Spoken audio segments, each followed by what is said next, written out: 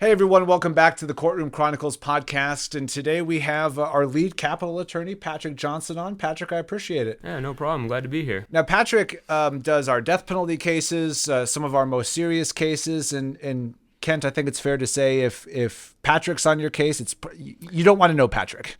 Yes, much like me, it's just not somebody you want to see when you walk in because you know it's bad news. And we have Patrick on today. Again, he deals with a lot of our death penalty cases. But Patrick, we're going to talk about a case today in determining big picture, kind of when and how you determine whether or not to seek the death penalty. And without going too much into detail, just of all the cases you've dealt with, the one we're going to talk about today, how do you kind of sum it up? You look at just the sheer brutality, the loss of life, the loss of a very innocent lives, and it is a case that it just sticks with you, and probably I think I can, at least speaking for myself, will be something that kind of sticks with me for the rest of my life. And I think from talking to people who have been involved with it, I think that's pretty consistent. Like you were out there, it was tough. Yeah, so let's just jump right into it because Kent, you were on scene. This was, I think, September of 2022, so less than 2 years ago. Right. Just kind of it's in Casa Grande, and you get a call and kind of take it from there. So yeah, the one thing I just want to kind of let the audience know is, when we're looking at cases for capital, we're generally we want the worst of the worst. I mean, that's really kind of that standard, and that's hard to really quantify, but at the end of the day, this was the worst of the worst that I've seen. Unfortunately, I've been to way too many homicide scenes in the last 7.5 years. This was by far the most gruesome. So I was actually just coming into town when I got a call saying that there was a report of a quadruple homicide that occurred just outside the city limits of Casa Grande. So I called our lead investigator. He picked me up and we rode over together.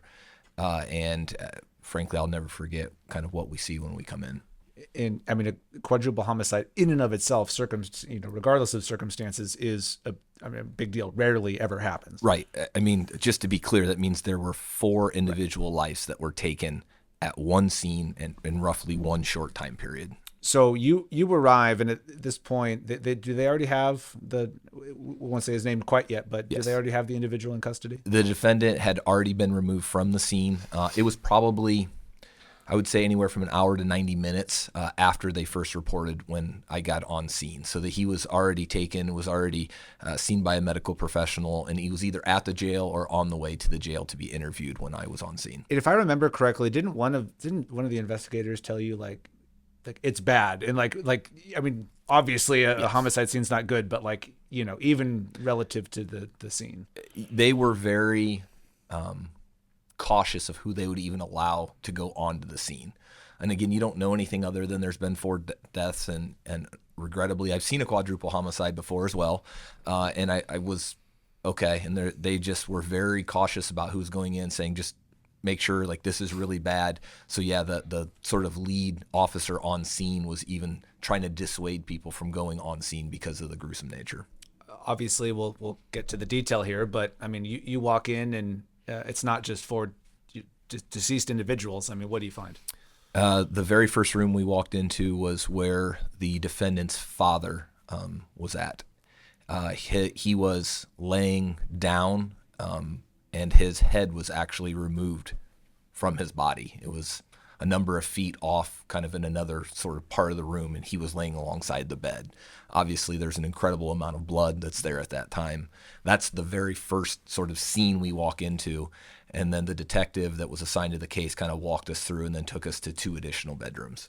And it was, I think, both of you, correct me if I'm wrong, but it was defendant's, and we'll get to his name here, but defendant's mother, father, 16-year-old sister, and 5-year-old sister. So it wasn't a biological sister. I believe it was like a biological niece, but for all intents and purposes, it was a sister being raised as a sister in that house. So yes, it was a family annihilation. All killed in essentially the same manner. Brutally, yes, killed with a knife. And Patrick, this was not a whodunit, right? No, the defendant, he was on scene. He was there. There was actually a 911 call from the defendant's sister, the 16-year-old. She called 911. It's about a 2.5-minute call, and it's really tough to listen to because she knew that her family had been slaughtered and she was calling for help. And while she was calling for help, the defendant, he found her, and the call hangs up. And so the sheriff's deputies, when they were going out there, it was actually, they knew that this was a high risk, highly important scene. You know, they knew they had to get there quick, and when they got there, they knew it was not a good situation. And the defendant, he lived in a travel trailer that was in the back. And he immediately came out, said, "Here I am," and pretty much said, "Here I am, take me to jail." And we'll use his name in this one. I mean, he's highly publicized. Richard Wilson. He's 20 something years old. He was early 20s. He was early 20s. But yeah, it's Richard Wilson. He goes by Sonny. The family called him Sonny. And he lived. The four of them lived. Well, the five of them lived on the property, but since he was a little older, he lived behind the house in a travel trailer. And he's, taken to, I think, the substation in Florence. And I just want to play just a couple of minutes. I mean, this is about an hour after the homicide, where he's just kind of just chatting with deputies, and we'll play just a couple of minutes of that. So where we at right now? Where we at? We're in Florence. Oh, okay. I thought we were in Provision. No, we're in Florence. This is the sheriff's office headquarters. Oh, okay. To be honest, am I looking at the live, death, what? When we come in and talk to you, man, we'll talk about a bunch of things and we'll go over some stuff with you, okay? Dang, just before you guys came in, I was just about to fall asleep. I see you dozing off when I I walked was in. just about to fall asleep.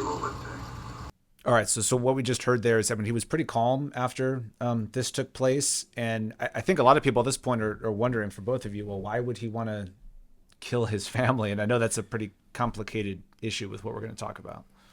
Yeah, this is something that we wrestled with for, the case was pending with us for over a year. I mean, that's always something you wrestle with in a homicide, but something like this, it was just something that we were thinking about, constantly looking at, and we actually did a lot of background. His defense team did a lot of background to figure out why. You see people get upset with parents, people get upset with siblings, but to systematically just execute family like this. And then, I think the one that stuck with a lot of us was the 5-year-old. Yeah, we'll get into the why, but this case is put on your desk, and what is your just initial, as a prosecutor, is your initial assessment of the facts here? So, actually, I came back in town. So it was Labor Day weekend. Came back in town on Monday. Tuesday were the autopsies. So I actually was involved with it before it came to my desk. I went to the autopsies. I think the one thing that I'll always remember about this case, and we go to autopsies all the time. Kent comes out to the autopsies. We regularly attend autopsies. It's just part of our job, to find out, about if there's a murder, find out, more details. And I've been to a lot of them. The first three, they did, I think it went mom, or maybe dad, mom, older sister, but they did the 5-year-old last, and she was decapitated. Now the 5-year-old, he decapitated his dad, and he decapitated his mom. Oh, excuse me, his dad and the 5-year-old, the niece. And I guess my initial reaction was just, it was there was some anger there. I'll admit, when you see a 5-year-old who is headless, I mean, the head's laying next to her, there was some anger. But there was just also the questions about, how could this happen? Why would this happen? Who could do this? And just, first of all, we have to make sure that he's held accountable for what he did, but it's also, we have to find out. And like you said, the why, we have to get to the why on things, or at least the best we can. You two, are the attorneys. I'm not, but it seems like at first glance, you'd look at this and go, your initial reaction would be like, oh my gosh, if there was ever a death penalty case. So that's what I said on scene. The reality is, if we are considering a death penalty notice of filing, and we're going to seek the death penalty, essentially the defendant is entitled to an entire team.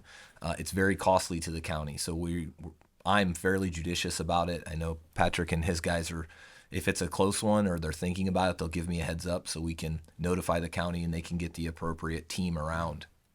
When I saw this one, I was like, this, if I've ever seen a death penalty case, this is it. I mean, that night, once we got the autopsy report, what we discovered through the autopsy report that was not apparent that night is he had almost decapitated his mother and his sister as well. Like he had tried and was very, very close to both of them. That was not readily apparent at the scene when I was there. So, I mean, we almost had 4 people fully decapitated. And when you talk about the worst of the worst, I mean, I just have a hard time envisioning a more serious offense than this. So as you start looking into this case, what do you find out? I mean, tell me about Richard. We started that week. I mean, the week, it was Tuesday's autopsy, and I think on Wednesday, we were starting our background investigation. And basically what we found out from him was he's Native American. The family's Native American. They're from a tribe in North Dakota. They had moved down here a few years ago. And he had it was a very, I would say, I'd say a tumultuous childhood. There were some things that happened in his, early teens that you look at, and you look at what he's done at 22. But when you're involved in a capital case, you also start going back and you look at what happens in adolescence. And one of the things about him that stuck out was there were some things that happened to him early in his life that should never happen to anyone. And that's not an excuse, but it's also that kind of starts the process of unraveling the why about understanding things. Exactly, understanding kind of where he comes from, who he is, and the family.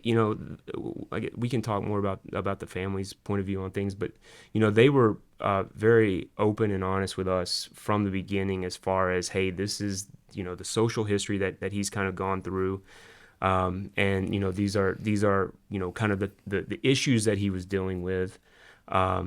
And you start looking at that, and they didn't know how far we were going or what exactly we were looking for, but they started telling us about some of the things that he had dealt with in his early teen years. And so that's something that we have this, so let's go deeper, and we need to understand the whole picture of things, not just the scene, but I mean, and that's a lot of what's involved in capital litigation. And he had some mental health diagnosis of some sort, right? Yes, he had serious mental health diagnoses, and this defendant and his family, different than most, was pretty upfront and forward. When you look at capital cases, when you're creating this kind of just viciousness and this kind of just aggression and murder, almost everybody has some level of mental health issues, and oftentimes we find that the defendants and the defense counsel will try to play that up in order to sort of draw sympathy or to help rebut sort of the violence that was perpetrated. This particular defendant and his team actually allowed our experts to come and speak with him. That's the first time that I can remember a defendant ever saying, I mean, he's saying, look, we have mental health issues. Here's all the records. They provided the records to us, and they said, look, don't just believe the records. Don't just believe our experts. And they made him available, so we were able to really start to again, unwind that and sort of unravel and figure out what's going on. And what we discovered is he did, in fact, have schizoaffective disorder, schizophrenia, that had started to percolate and had been in existence for a number of years. And prior to the homicide, was there some, like, he had called what was going on, I guess, in the weeks prior to this violent outburst? I think that was one of the, when we looked at this case and ultimately decided on a resolution. It's his ultimate decision, and I won't speak for him. But I think for at least me, my personal views on the case. There was a 911 call about a week before the murder. So late August, he called 911, and it was definitely a psychotic episode of some type. I mean. It seemed he was either having delusions or hallucination. I mean, you could hear that, and it was, there was definitely something there. One of the toughest things with schizophrenia, psychosis, is you really, some mental illnesses you can test the defendant for them. You can do some kind of medical testing or some kind of neuropsych testing and say, hey, you know what, this is what this person has. Schizophrenia is different. It's you can't. There are no tests for it, and the ability, for the medical community to say this person definitely has schizophrenia, it's tough. And the number of diagnoses of schizophrenia, there's not a national database. So it's really one of those mental illnesses. We know it's a mental illness. We know people suffer from it. I think the estimate is 1 in 300 people are schizophrenic. But it's almost impossible. And that's what ultimately, there were some neuropsychs that looked at this and basically said, I cannot tell you if he has schizophrenia or not. And I cannot tell you if he was suffering from psychosis, but there is a documented history of psychosis, which is a symptom of schizophrenia. And you have how much does that 911 call the week prior play into your assessment of mental health and what might be going on? Well, I can jump in. I mean, that was the most recent, but there had been a period of time of other calls. I mean, there were periods of brief institutionalization where he was put in a 23-hour hold facility for psychosis. There was a documented history where, the tribe actually did a pretty good job of making services available to him if he wanted to partake. So what ends up happening is he would go in for 20 some hours and then he would check himself out.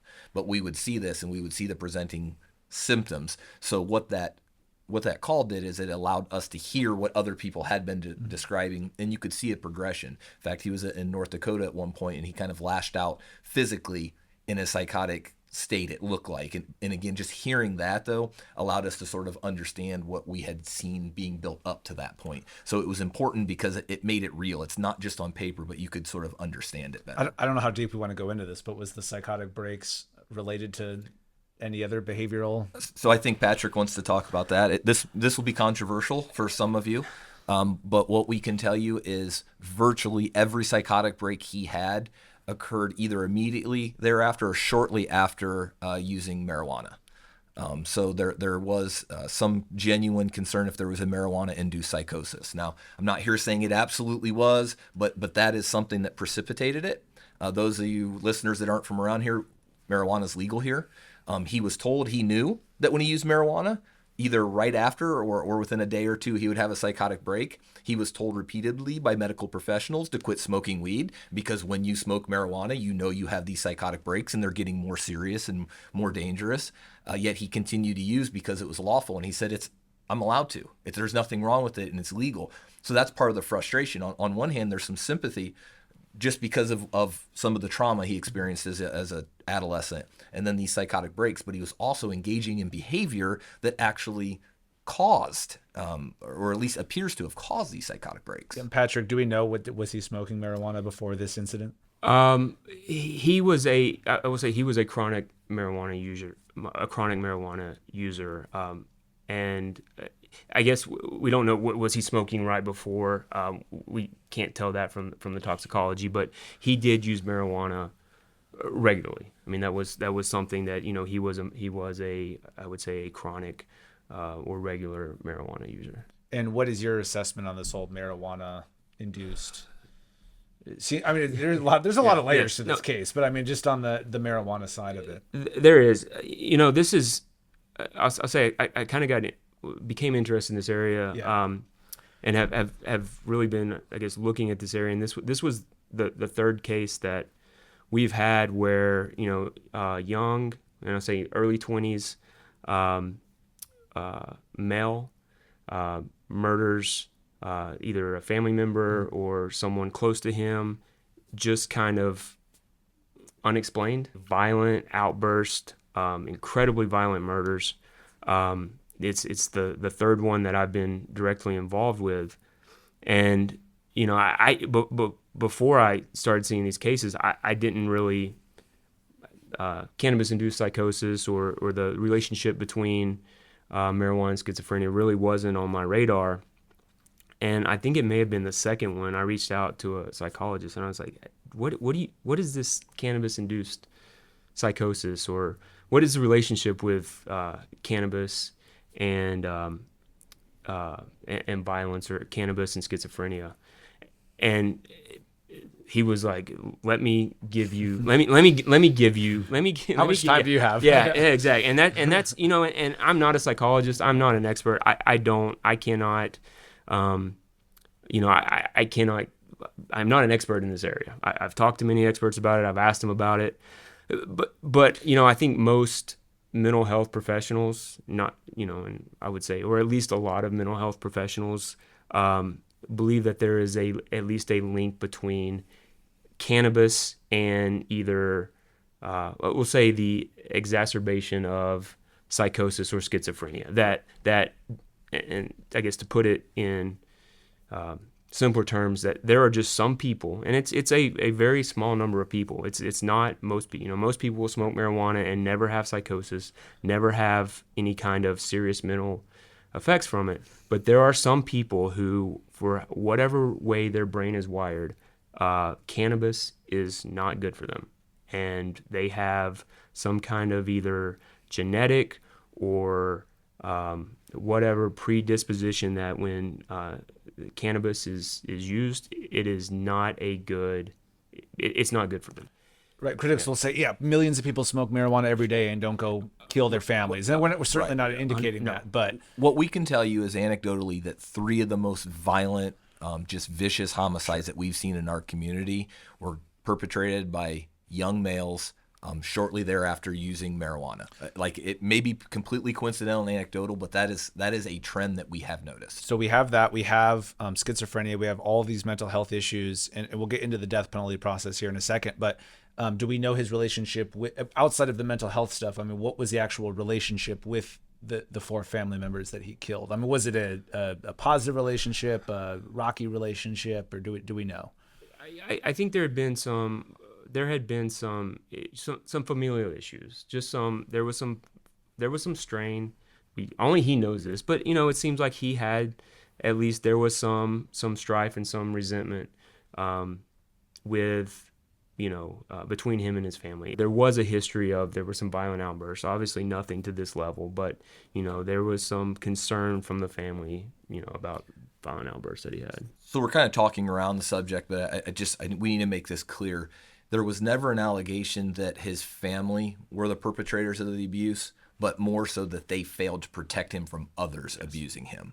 So that there was that resentment because, he was just a kid and they didn't either believe him or they didn't help him when he was, suffering this trauma, suffering this abuse. So that's where a lot of that friction was at, and they were addressing it. So, and I know I'm kind of making it overly simplistic, but this, you all start talking about, whether or not you're going to seek the death penalty. Seems that the two sides are pretty clear. You have just the nature of the crime on one side versus all this other stuff as to reasons not to seek it. How did those conversations go, and how do you process all this? There's one more important factor that we haven't talked about, and that is the desire of the family. At the end of the day, the next of kin, the family, they don't get to make the call, but it is certainly something that we weigh heavily. And the family was, a couple family members were supportive of accountability, but by and large, they did not want us to seek the death penalty.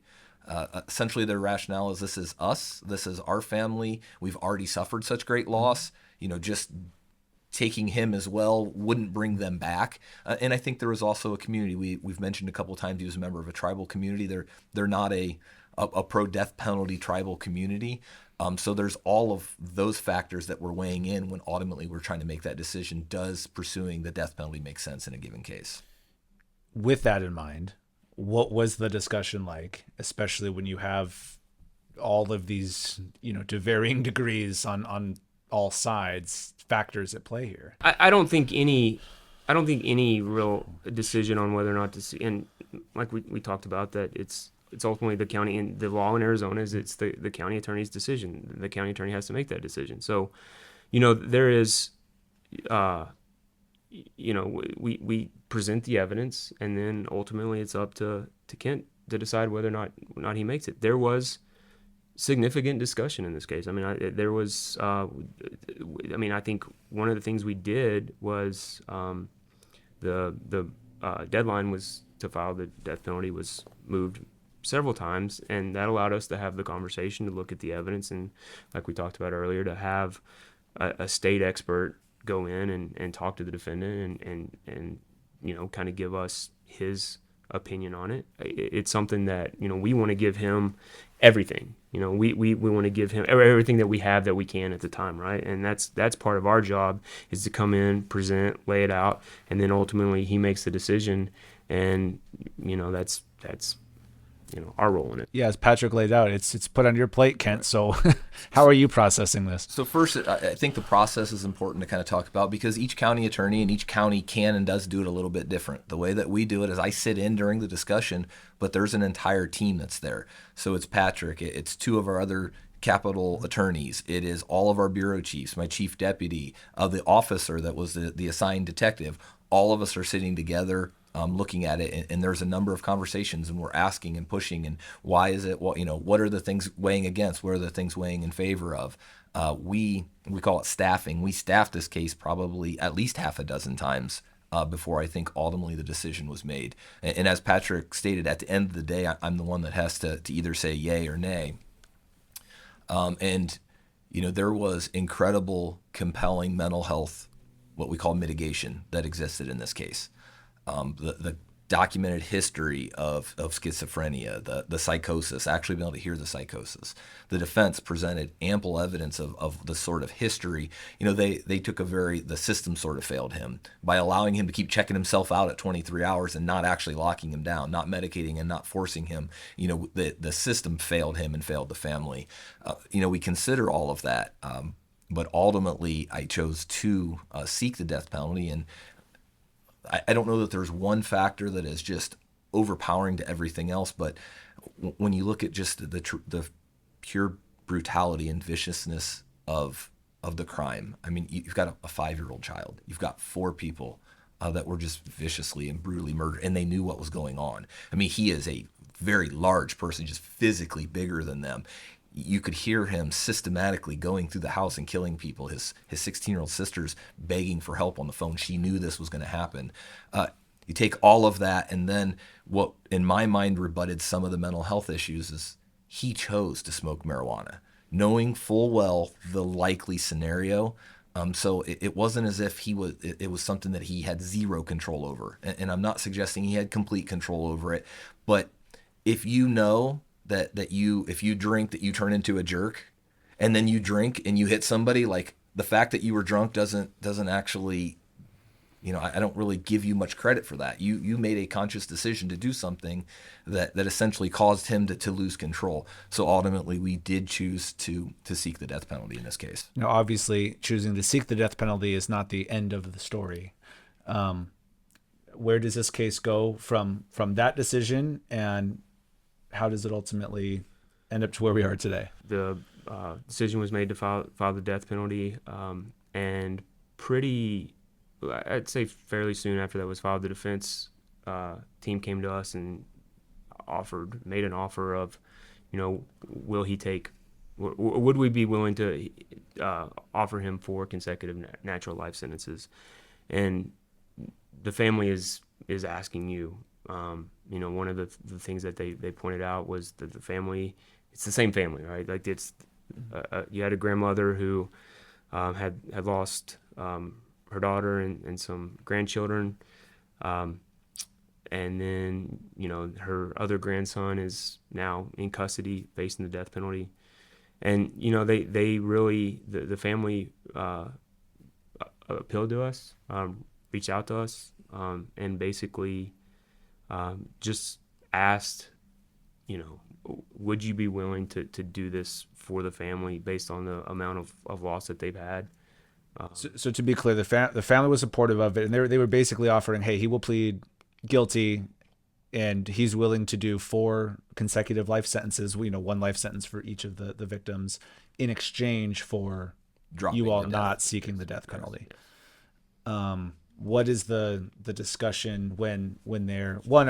I guess were you surprised that they made that offer, and 2, what was the discussion after that? I'd say I was surprised, especially how quick. Yeah, we're talking within a month or so, maybe 6 weeks. I mean, from the point that we filed the paperwork to them making that offer was really short. Normally, we're years into the process before any offer is ever really made. Yeah, and so I mean, I would say that it was, somewhat surprising. And then again, it's his decision. So once the offer's made, it goes back to him and say, hey, look, that they've offered to resolve this. It's your call.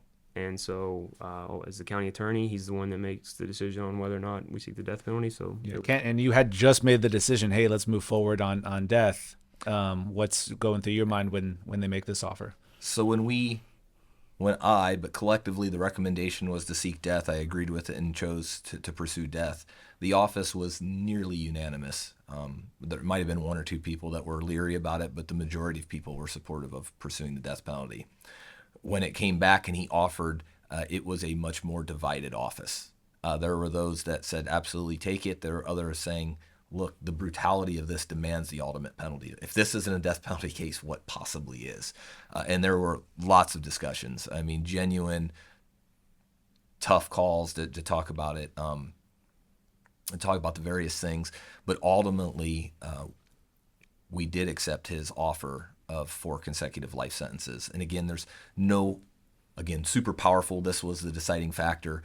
But the fact that his offer was, I will admit to what I did with no stipulations, no agreements. I will spend every day the rest of my life in prison. I mean, that's true accountability, in my opinion. It wasn't like hey, drop 2 of the deaths, or, I'll plead to murder 2. And, he said, no, I premeditated and murdered my family members. I'm going to spend every day in the rest of my life behind bars. And quite frankly, the other thing is I am a fiscal agent. I am fiscally responsible, and the cost to pursue the death case would have been exceedingly high, with no guarantees that we get it because of some of that other mental health mitigation. Yeah. Ultimately, when I weighed everything, I believe that the interest of justice demanded that we accept the offer, and now he's sitting in the Arizona Department of Corrections. And Patrick, I'm sure I feel it's so bad for this family. I mean, we talk about justice in a lot of these different cases. I mean, this poor family has lost 4 of their family members, and a 5th, really, that's going to spend every day for the rest of his life in prison. Cannot really comprehend having a family go through this. Unfortunately, we have families in our community that are experiencing situations like this, that are experiencing loss like this. But I say it's a tough part of this job, to see the hurt. And that's something that we saw with this family. Is you just saw a lot of hurt and a lot of pain, and it's unfortunately there's, like I said, other families that have this hurt and the pain. But cannot imagine what they've gone through this situation. And I just think this is a good example, unfortunately, of and we'll talk another episode about the intricacies of seeking the death penalty, but just because this is not a whodunit case, never was a whodunit case, and just what do you do with it is, there's just so many layers to this, and there's no happy ending, and absolutely there's no he takes responsibility, and miraculously the family members come back to life. Like that closure is never there. At least the criminal proceedings done. So our hope is that the family can begin to heal, because Mike, you said it wasn't 4 people lost, there's really a 5th. Richard Wilson is no longer going to be a member of our community. His family's not going to have that relationship with him, and his mother, father, sister, and niece are no longer on this earth. So this isn't a case that's a happy ending, but it is reflective of some of the really difficult decisions that we make in this office, and what we're looking at, those sort of things that weigh in when we're trying to make decisions. And this is an example of a case that I don't know that there's an easy answer. My guess is there's people watching this that are going to say we made the right call. And there's going to be probably just as many people say, nope, he deserved death the whole time. You guys are crazy and you shouldn't have done this. I mean, I just don't know that there is a absolute and unequivocal right and wrong answer in this, because it's just a tragic loss of so much life. I'll end it here. But Patrick, you deal with a lot of, I can't even say these because this is so unique, but a lot of the very complex cases. I guess what is your biggest takeaway from having gone through this? And like you said, it's never going to, I think, leave your memory. But what's your biggest takeaway? I guess the thing that will, I guess, always kind of stick with me on this case is just sadness. I mean, this case is it's just sad. I mean, it is to see when you go back through Mr. Wilson's history, when you go back through kind of how his life, some of the things he went through in his life and just some of the struggles, and the fact that the family was reaching out, trying to get help for him. I mean, there was he, like talked about earlier, there was several inpatient. The family was concerned, and they were concerned something like this was going to happen. And it's like when you look back at the case, you just kind of see it as his life. You see it building, and just the fact that it happened, and that there's a 5-year-old girl who experienced one of the most horrific deaths you can imagine. A mother and a father who experienced a death like that. The 16-year-old making the 911 call. That's just. I think that's when I think about there's just it's just a sad case, and it's just like I don't think there's necessarily closure for anybody. I don't think when anybody walked out of that courtroom, anybody had closure or anybody was happy with how things went. It's just because it's sad, and there was so much loss of innocent life. It one of those, just it is what it is, for lack of a better way to Right. put it. The only thing that I would just urge everybody, if you've got a family member that's struggling with mental health, if you're struggling with mental health, get the help, keep pushing them. I'm obviously not blaming the family in any way, but in hindsight, you could see it building, and it almost seemed inevitable when you saw the buildup and the pressure.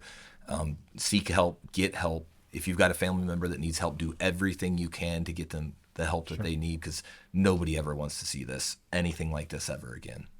Well, Patrick, I know it's not the lightest or happiest of topics, but appreciate you stopping by and your expertise on this, and Kent as always. And hope everyone at home maybe has gained a better appreciation for the difficult job you all have in doing in some of these cases. And thank you for everyone who watched or listened, and we'll see you next time on Courtroom Chronicles.